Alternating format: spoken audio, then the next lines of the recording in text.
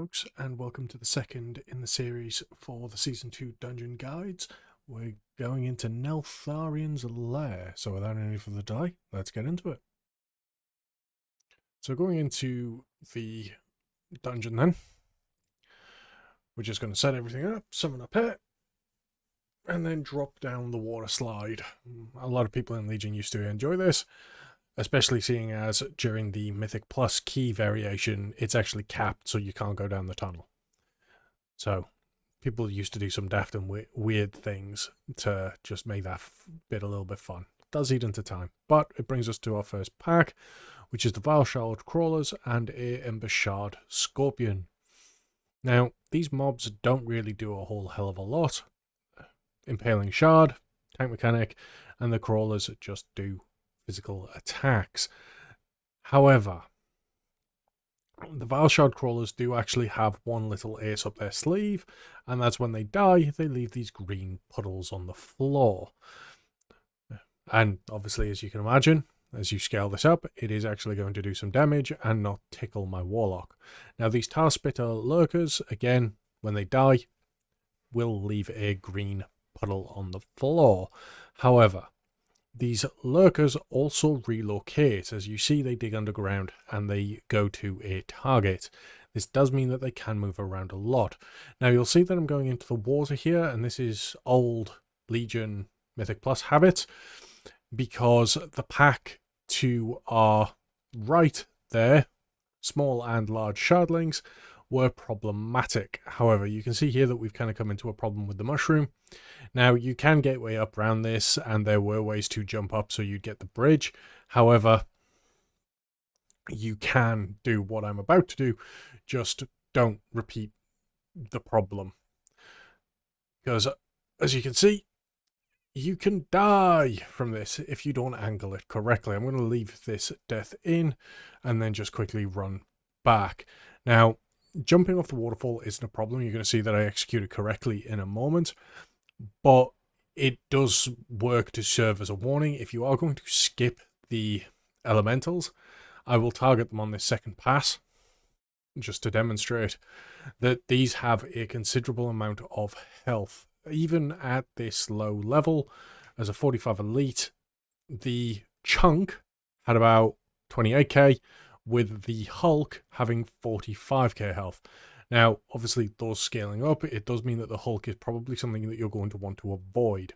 Now, what that does mean is it's going to put some pressure on you to making sure that you land this waterfall jump correctly. And the best way to do it is just go straight in the middle. Don't try and do anything fancy, don't try cutting any corners. But once you've navigated that first section, it brings you to the first boss, Rockmora.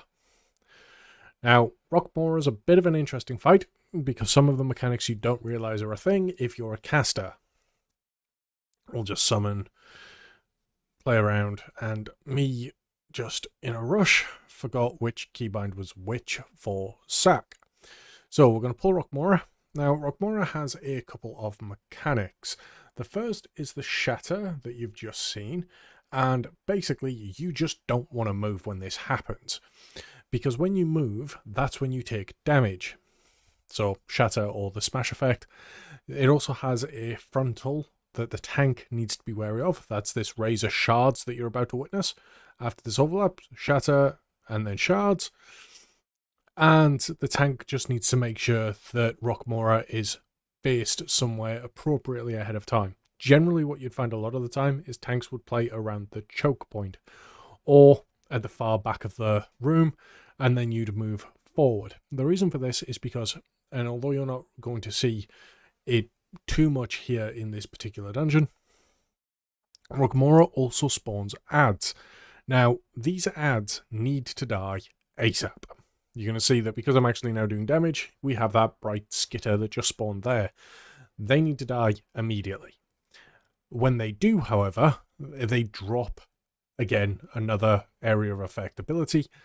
That just means that you then have to move the boss away. This is kind of why, generally, depending on the speed at which you kill, the tanks are either going to tank them at the back of the room and you're going to move forward with them, or you're just going to tank it in that location because you're going to blow through the boss really easily. I suspect that's probably going to happen on the very, very low keys at the start.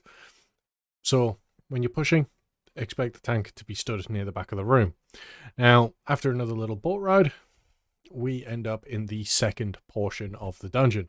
Now, this gets a lot easier. The rock-bound pelters don't do anything particularly impressive. They just constantly hurl jagged discs. This is a ranged attack, uninterruptible. You can stun them, but generally what you want to do is you'll be kiting mobs onto the throwers and just then grouping them all up that way. The large bone breakers, those melee boys that I just killed, again, they're not particularly impressive. They're just melee attacks with some frontal damage. Again, tanks be wary, face them to a wall. Stoneclaw Hunter, the more interesting part of this is the slam that the Hunter does itself is just a AoE frontal in front of it. Relatively small.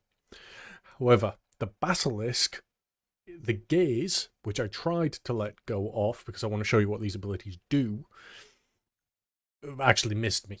But it's an ability that you want to stop. Now, those drummers, again, drums of war. Drums of war will summon these mobs, summon the breakers. The longer you let it go on for, the longer it will, or the more adds it will summon. So we're about to see the pelters in action here. They're just going to throw jagged disc at me constantly and call it a day. Unfortunately, this is the one Vile Shard Hulk that you are going to have to pull.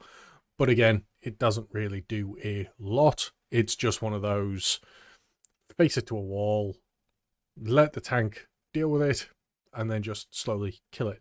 Now, these Blightstar Shapers, ideally, you want to stay away from these totems or kill them, because they apply a Petrifying Cloud, which is a magic debuff that can be dispelled, but once it's applied to you, after 10 seconds, you get stunned for 10 seconds. So it's one of those things where you realistically need to be out of the totem, make sure that you're not in it, and you're spread. And if someone is clipped by it, your healer needs to make sure that you can dispel it. Now, what this does mean is potentially there's going to be some use for imps if we don't need kicks for fell hunters and things like that. Thankfully, this dungeon isn't particularly huge on kicks. There's a few here and there, like the Blightstone Shapers. But outside of that, there's not many. You have Shapers, Nashers, and Trappers. So the Trappers can do what's known as Bound, which is a root or snare, essentially. Then you then have Storm Bolts and Gazes. Everything else in this dungeon you stop via stuns or fears and horrifies. Now, Uro Crag Shaper is an odd one. I'm kind of running around a little bit to demonstrate a few things. So that was Strike of the Mountain. That is one of the two abilities that he will do, where you basically get surrounded by 4 hands made of earth, and they will come at you from the 4 cardinal directions, and you just need to dodge them. There will be space in between. So you'll see there, again, happily dodge them. But it does come from north, east, south, and west. So you can bear that in mind and always know that you're going to be strafing out in a certain direction. There was then the totems as well. They're just falling debris. Kill them ASAP. Now, as that fight goes on, there does come a point where he plays a totem game in Mythic Plus, or he did it in Legion, where you need to essentially shuffle with him and track where he ends up. But it's a relatively simple mechanic. Once you get the hang of it, just mark him and pay attention to the direction he goes. Now, you don't need to take these Nashers, but as again, much like Vortex Pinnacle, this was a pull that was done in the Legion Mythic Plus days, because the percentage here was much easier to get than elsewhere in the dungeon, especially if you did want to skip the start with the Hulk and the other elemental. Now, these Grub Masters are a little bit of a pain, and I'll show you why shortly. But these mobs are going to introduce us to a grub. Now, the grub in and of itself isn't particularly dangerous. However, as you're about to see here, this grub is going to cast Metamorphosis, or Metamorphosis. And you want to stop that with a stun. You can see there that I actually missed the stun, but again, kind of deliberate here. Now, I made the mistake there of killing the grabber. You can see I killed it so quickly, its body doesn't know that it's supposed to be dead. So what we're going to do is we're going to wait for another grub to spawn. Now, these Stoneclaw grub masters will just keep casting or summoning grubs for as long as they're alive. These lurkers, slugs. The slugs are basically just small lurkers. They don't really do a whole hell of a lot. They just hit the tank a bit. So we're going to move. And then we're going to get the grabber, the Rotdual grabber. And all this does is, as you can see, it's spawned a green pool around it, and its sole purpose is to pull you into it. That's it. The reason this mob exists is because it's trying to get you accustomed to Norax's mechanics that are about to show up. So we drop the lurker and we go to pull Noraxis. Now, Noraxis has a few mechanics, the primary of which is Rancid Maw. This is just a debuff, essentially, that comes out on you, and a target needs to place it onto the ground. You'll see it spawned a green pool. That green pool is a snare. Now, this snare is actually going to come in useful during this fight. You can see he also spawns 2 adds. Purpose of the adds? Murder them quickly. Otherwise, they end up sacrificing themselves to Noraxis, and Noraxis gets a damage increase, which your tank won't like. Warlocks, Curse of Exhaustion here, snares, roots, stuns, they all work on the 2 adds, and they always spawn in that same location, because they literally drop down into the fight arena from that ledge. Now, Spiked Tongue is the ability that pulls you forward. Now, I'm going to show you once how not to do it, because as you can see, you get devoured. Now, for those of you that have done Shadow Moon Burial Grounds, you'll know it's very similar to the Inhale mechanic. The difference is you're not rooted in a fixed place this time. You'll actually notice a lot of similarities between the current dungeons that we're doing and the dungeons that will be coming around. So a lot of these mechanics won't be different to you. So as a warlock, we're going to pop down a circle and just let these abilities. Now, what Noraxis is doing at the moment is because we don't have a melee target for him to hit.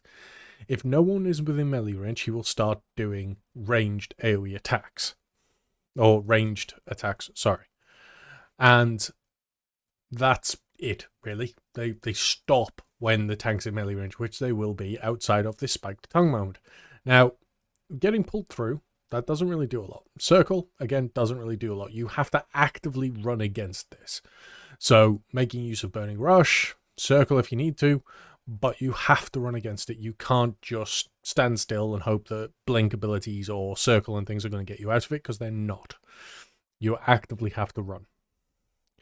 But that's fine, and that brings us down into the final stage, with Dargle the Younger King ahead of us, and a few more mobs. Now, these Demolishers don't really do a lot. They can have a cast for Charskin, which is basically just like a damage reduction. It's like Fortification from Court of Stars. It just makes them a little bit tankier, but all in all, don't worry too much about it, because it is an extremely fast cast. Just drop the Scorpions again. Now, these mobs here kind of just bounce you around, so they're a bit of a pain, because they're not actually part of the fight. But as you can see, there are mobs on the other side that we're about to go around and pick up as though we needed more percent. So you have these that you can collect, and just down them, no bother. Standard fight at this point, we've kind of seen all the trash.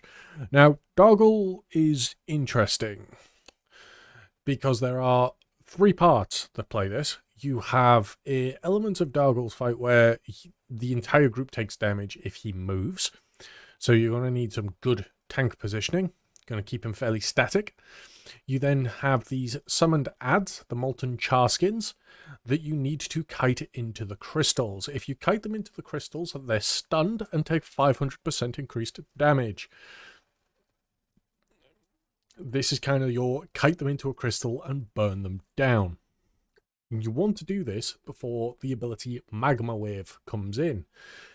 So you do have the opportunity to utilize a little bit of time to DPS while someone is fixated by the Charskin, pop the first crystal, then you end up with that. Now, Molten Crash comes in, and then Magma Wave. Now, Magma Wave as an ability is you need to be behind the crystals. Otherwise, again, you take excessive amounts of damage because the crystals are, in fact, line of sight.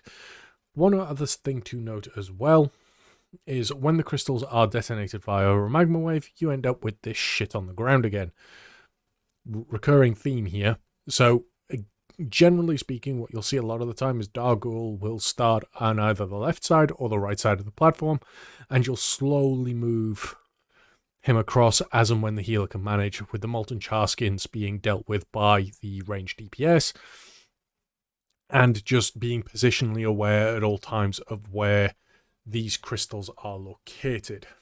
That kind of sums it up, really, and brings us to the end of the video. Hopefully you guys have enjoyed, and I'll see you all in the next one. Ta-da!